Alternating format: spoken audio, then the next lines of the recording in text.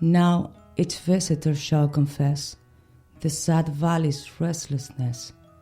Nothing there is motionless, nothing save the airs that brood over magic solitude. A las buenas, liternautas. Aquí Awenir, hablando para vosotros en esta nueva entrega de Protoluna. Hoy vamos a hablar de Poe, de Edgar Allan Poe, haciendo una comparativa entre su gran obra La caída de la casa de Usher, o The Fall of the House of Usher, y varios shows, digamos, series, libros, no sé cómo decirlo, varias cosas mediáticas, para poder hacer un pequeño análisis de cómo la literatura de Poe ha terminado por influirnos de maneras sorprendentes, incluso en cosas que no nos solemos esperar. Queremos dar las gracias a Patrick de Arteaga, que es el autor de la música que solemos utilizar en todos nuestros audios. Os dejamos en la descripción su página web y los nombres de las pistas de audio que utilizaremos en este podcast. Y si te gusta lo que oyes, recuerda que siempre puedes seguirnos y ampliar información visitando protoluna.com. Vamos entonces a Poe. ¿Visionario o vidente? Bueno, como sabéis, es ampliamente conocida la influencia que los autores en general del siglo XIX tuvieron en los que vinieron después. Sobre todo si estás en este mundillo de la literatura, tienes un poco de conocimiento, sabes que todos los autores beben de los autores anteriores, pero en este caso quizá diría que todavía más. La cuestión, como os decía antes, es que muchas veces no somos realmente conscientes de cuántas formas nos influyeron en realidad. Vamos a hacer un análisis de uno de los poetas y escritores de ficción más importantes de la época para poder tomar conciencia del patrimonio que todavía conservamos y de por qué lo hacemos. En primer lugar, es muy importante saber que el conocimiento de Poe que tenemos hoy en día es principalmente gracias a dos escritores franceses de su época, Baudelaire y Mallarmé, que tradujeron su obra y fueron muy influidos por su literatura. A partir de este punto, todas las representaciones artísticas, desde la literatura hasta la pintura o la música, pretenden encontrar en Poe el entorno perfecto y los personajes que estaban buscando, hasta el punto de que incluso Debussy, el compositor, le escribe a André Caplet: Recientemente he estado viviendo en la casa de Usher, que no es exactamente el lugar donde uno puede cuidar de los nervios, justo lo contrario. Uno desarrolla el curioso hábito de escuchar las piedras como si estuvieran en una conversación entre sí y de esperar que las casas se desmoronen como si esto no fuera solo natural sino inevitable. Por otra parte, si usted fuera a suponer que debería confesar que me gusta esta gente más que muchos otros, no tengo confianza en el tipo normal y equilibrado de personas.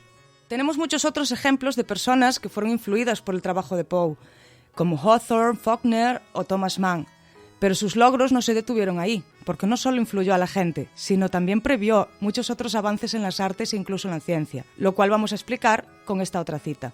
Sin distorsionar de ninguna manera su obra, podemos ver en ella no solo los orígenes del simbolismo, sino una cruda declaración de la nueva crítica, la técnica de la corriente de pensamiento, las crisis ontológicas que desafían cualquier otra descripción que no sea existente, y los métodos que parecen presagiar el surrealismo y la pintura abstracta. Incluso, de hecho, en Eureka, teorías de la materia notablemente cercanas a las de Einstein.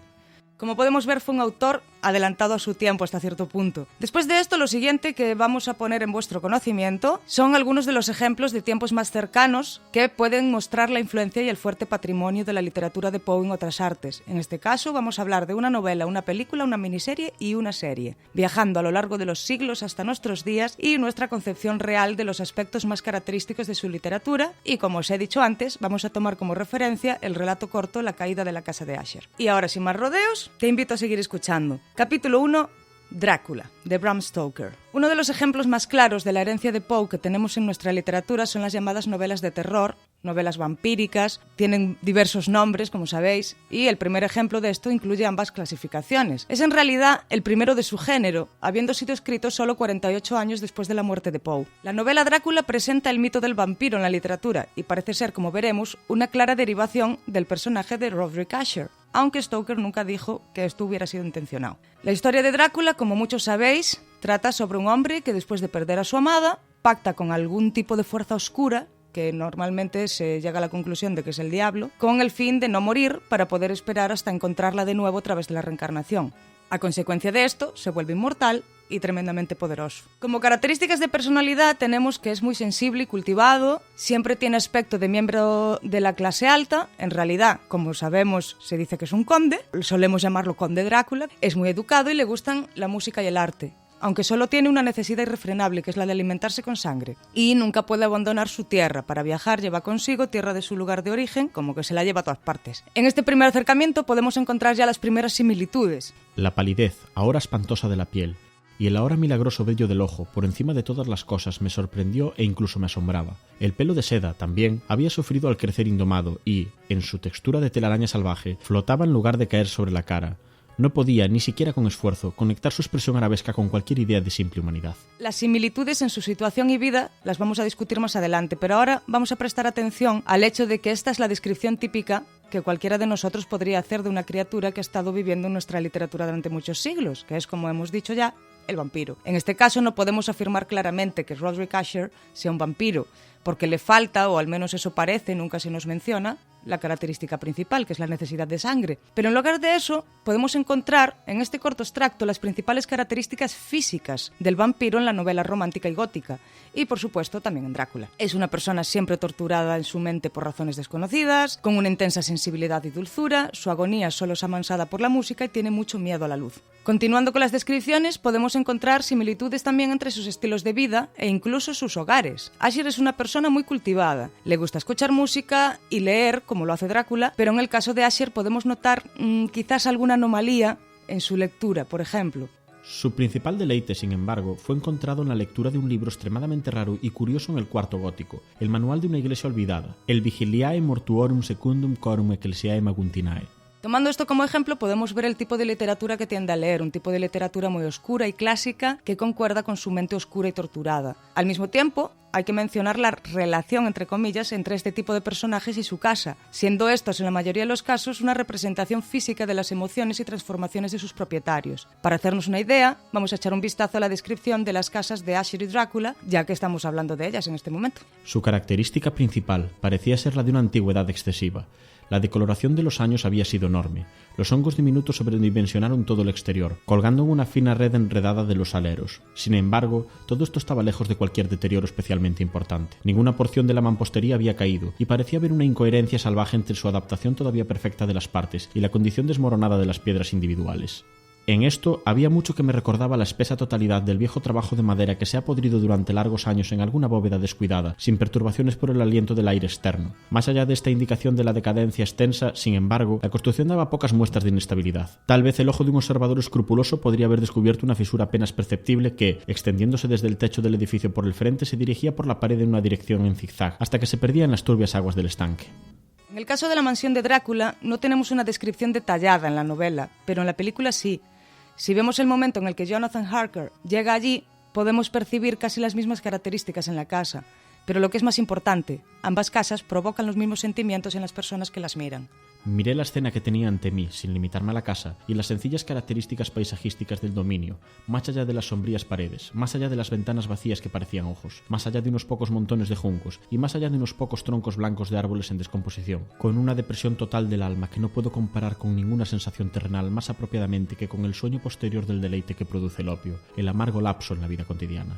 Había un helor, un hundimiento, una repugnancia del corazón, una tristeza no redimida de pensamiento que ningún golpe de la imaginación podría corromper en algo sublime. Echando un vistazo rápido a estas narraciones, podemos estar de acuerdo en que ambos observadores experimentan una clara inquietud ante la visión de sendas mansiones.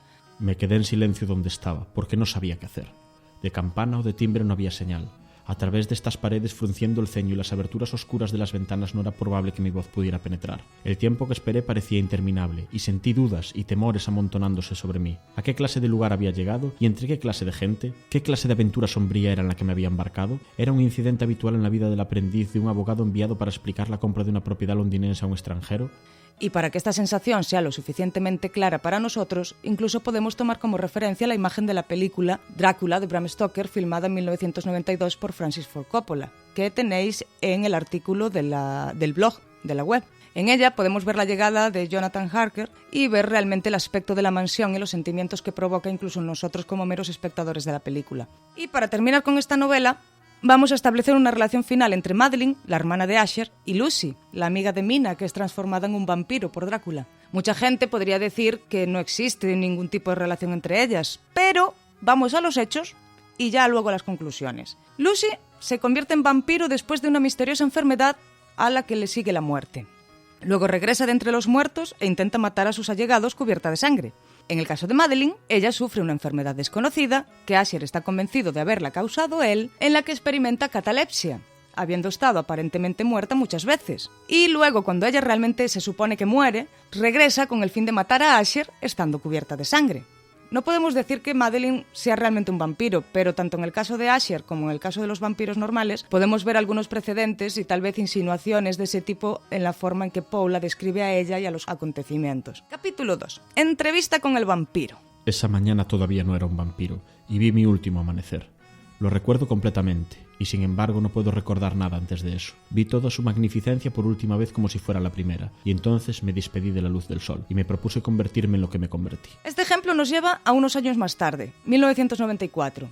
Ese año salió una película basada en una novela de Anne Rice llamada Crónicas vampíricas, Entrevista con el vampiro. En este caso, la historia trata de un hombre estadounidense del siglo XVIII que consiente ser transformado en un vampiro por el dolor de haber perdido a su esposa e hijo, que en el libro esto no es exactamente así. En la película somos testigos de su transformación y podemos ver todas las características de un vampiro típico a través de él y su maestro, el vampiro que lo transformó, Lestat. Las conexiones entre esta película y nuestra historia son muchas, pero vamos a hablar principalmente de las que hay entre dos personajes. De nuevo, Roderick Asher y Louis, siendo ellos los que sufren una transformación muy similar. La primera característica clara que nuestros protagonistas comparten es la aversión a la luz. Podemos ver en la película que todos los vampiros tienden a escapar de ella, principalmente la luz del sol, porque les causa dolor e incluso la muerte si están expuestos a ella mucho tiempo. Esta característica es una de las principales que tiene Asher. Insiste en vivir en una habitación oscura con la única luz de unas cuantas velas porque dice que la luz le hace daño. Sus ojos eran torturados incluso por una luz tenue. Si queréis ver la transformación de Louis para poder notar todas estas características,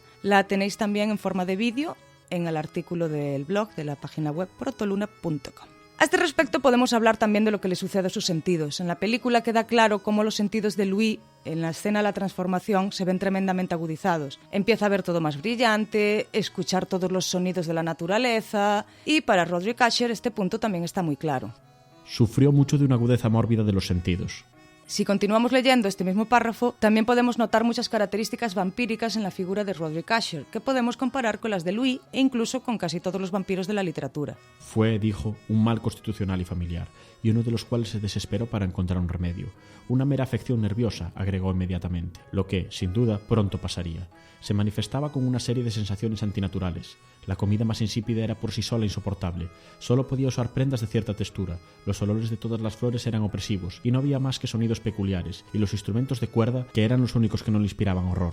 En este extracto podemos ver cómo Roderick tiene las principales características de un vampiro, aunque en esta narración aparecen como una enfermedad y sus síntomas más que como meras características y ventajas de ser un vampiro. Tiene una sensibilidad extrema, es delicado con la música, la comida, etc. Otra característica muy importante que comparten los dos es la de una mente torturada, como dijimos ya en el caso de Drácula, debido a un sentimiento de culpa. En el caso de Louis siempre tiene un sufrimiento increíble, odia tener que matar gente para vivir, por lo que decide comer de los animales para evitarlo. El problema viene cuando transforma a Claudia en un vampiro para salvarla. Su dolor se hace más grande debido a la culpa por haberle traspasado su maldición. En el caso de Asher este sentimiento está muy claro, aunque nunca se nos dice por qué se siente tan culpable por la muerte de Madeline. A una especie anómala de terror lo encontré un esclavo encadenado. Voy a perecer, dijo. Tengo que perecer en esta locura deplorable. De esta forma, y no de otra manera, me perderé. Temo los acontecimientos del futuro, no en sí mismos, sino en sus resultados. Me estremezco ante la idea de cualquier incidente, incluso el más trivial, que pueda operar sobre esta agitación intolerable del alma.